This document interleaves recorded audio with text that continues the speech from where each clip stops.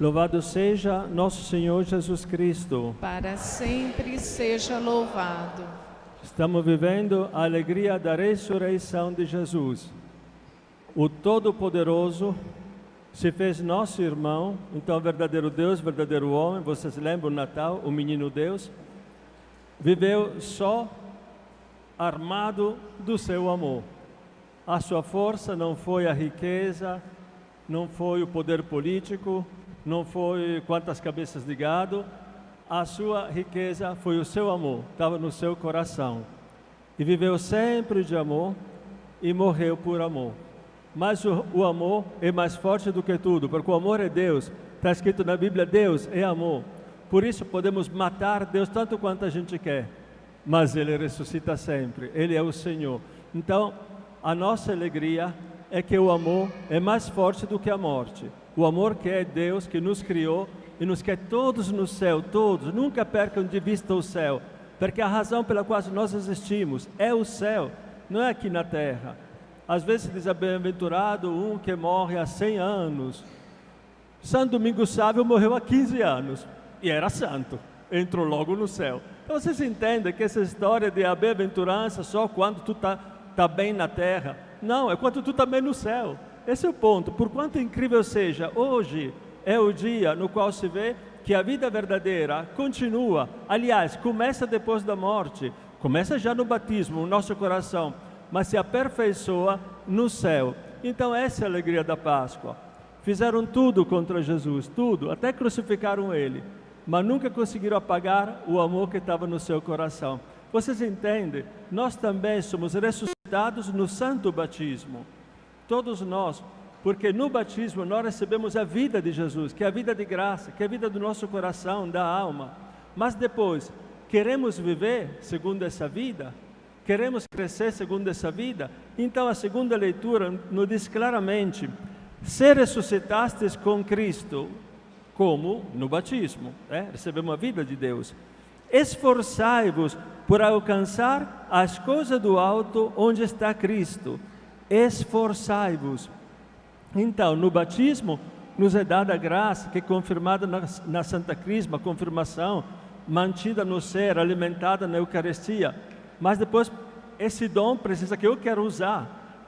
Quando estava na sala de aula, eu fiz uma comparação que os estudantes, todos compreendem logo. Imagina um que vai a pé, chega um grande rico, e te dá de presente um carrão maravilhoso, um tanque cheio de gasolina, a chave está na mão, o seguro, tudo. O que faz o pobre? Agradece e continua a pé. Não tem sentido. Então, nós recebemos a vida divina na nossa alma, devemos usar ela. Como se usa? Com fé, esperança e caridade. Então, é muito importante chegar à caridade. A fé é a fé em Deus que amou. A esperança é que um dia estarei no céu com Ele. Mas a caridade é já Deus agora operante em mim, por meio de mim, no meu coração, na igreja e no mundo. Por isso precisa muito, voltando à segunda leitura, esforçai-vos por alcançar as coisas do alto onde está Cristo. E aí precisa fazer uma distinção entre aquilo do qual nós nos devemos ocupar e aquilo do qual nós devemos nos preocupar. Nós devemos nos ocupar das coisas dessa terra, e com profissionalidade, com a nossa razão, com todo esforço, fazendo bem, colocando seriedade nas coisas, com honestidade, todas as virtudes que você sabe. Disso eu me ocupo, mas não me preocupo. Me preocupo, isto é, me ocupo como primeira coisa de Deus, de amar a Deus, de ter o coração cheio de amor. Depois, com o coração cheio de amor, aí me ocupo do meu trabalho, da minha família, dos meus filhos, de tudo. Mas com o coração cheio de Deus. Então me preocupo de amar Deus com toda a mente, com toda a alma, com todo o coração, com todas as forças. Assim diz a Bíblia. Mas só tendo Deus no coração, é aí que eu posso ocupar-me das coisas dessa terra do jeito que Deus quer. Como se diz na Itália, come Dio comanda. Acho que se diz também aqui, como Deus comanda. Fazer as coisas como Deus comanda. E comanda de fazer bem. E comanda de fazer com amor. E comanda de fazer como Jesus fazia. amar como Jesus amou, aquela famosa canção. Então, como Jesus. Tudo isso é baseado na ressurreição de Jesus. Mas, voltando ao Evangelho, a igreja acreditou na ressurreição de Jesus, a primeira igreja? Não. Nem os apóstolos, nem os discípulos, nem as discípulas, ninguém acreditou na ressurreição de Jesus. Está claro no Evangelho de hoje. Mas as discípulas foram mais corajosas que os homens. Os homens pensaram, nossa, mataram Jesus, que fazia milagres, imagina nós que a gente milagre não faz. E aí todos fugiram, todos ficaram trancados no cenáculo com medo. As mulheres não, elas foram corajosas. Foram até o túmulo de Jesus para embalsamar o corpo de Jesus, segundo as regras do antigo Israel. Mas, chegando lá, viram, a Maria Madalena particularmente, que o túmulo tinha grande pedra que fechava ela, essa pedra estava já tirada. Então, ela olhou, viu que a pedra tinha sido retirada do túmulo, olhou dentro, então saiu correndo. Foi encontrar Simão Pedro, o outro discípulo que Jesus amava, São João, e não lhe disse, Jesus ressuscitou, nada disso. Ela disse, tiraram o Senhor do túmulo. Atenção ao verbo, tiraram. Como se tira um cadáver. Tiraram o Senhor do túmulo. E por cima, não sabemos onde o colocaram. Agora não temos nem mais o corpo sobre o qual chorar. Nem isso. Essa era a igreja do começo. Quando se diz que a igreja inventava fantasia, nada disso. Era muito concreta. Pescadores, gente concreta. Absolutamente realista. O túmulo está vazio, roubaram o corpo de Jesus. Mas quem foi? Nós não fomos. A gente morre de medo. As mais corajosas foram as mulheres. Mas quem roubou? Além disso, diante do túmulo, vocês sabem, os sumos sacerdotes foram pedir a Pilatos a permissão de colocar guardas, o guarda do templo, na frente do túmulo. Por quê? Porque eles disseram a Pilato, aquele impostor disse que ao terceiro dia ia ressuscitar, para que não venham os seus discípulos a roubar o corpo e depois a dizer que ressuscitou, vamos colocar as guardas. O senhor vai dar permissão? Pilato deu a permissão. Aí as guardas estavam ao redor do túmulo e o túmulo estava lacrado. Então não tinha possibilidade nenhuma. Mas quando chegaram as mulheres, o túmulo estava vazio, as guardas não estavam, e ninguém entendia nada. A única pessoa que não foi ao túmulo e devia ir pela mentalidade do tempo era a mãe de Jesus. A Virgem Maria devia ir lá, junto com as mulheres que ajudavam, porque era direito e dever da mãe embalsamar o corpo do filho, ungir com santos óleos o corpo do filho falecido. Maria não foi. É só olhar os evangelhos. Foi Maria de Magda, foi a Salomé, foi Maria de Tiago, não foi a Virgem Maria. Por quê? Era a única que sabia firmemente que o seu filho ia ressuscitar. Tudo aquilo que Jesus ensinou e profetizou estava no coração imaculado de Maria, da nossa Santíssima Mãe. Estava tudo no seu coração. Toda a fé da igreja foi salvada por ela. Os outros não acreditavam mais. Amavam Jesus, mas de um jeito humano, não sobrenatural. Ela amava de um jeito sobrenatural. Até as mulheres corajosas que amavam Jesus, mas de um jeito humano. Não acreditavam que Jesus ia ressuscitar. Ninguém acreditava na igreja, senão Maria. Por isso ela não foi. Sabia muito bem que na aurora do terceiro dia, seu filho ia ressuscitar. E foi exatamente assim.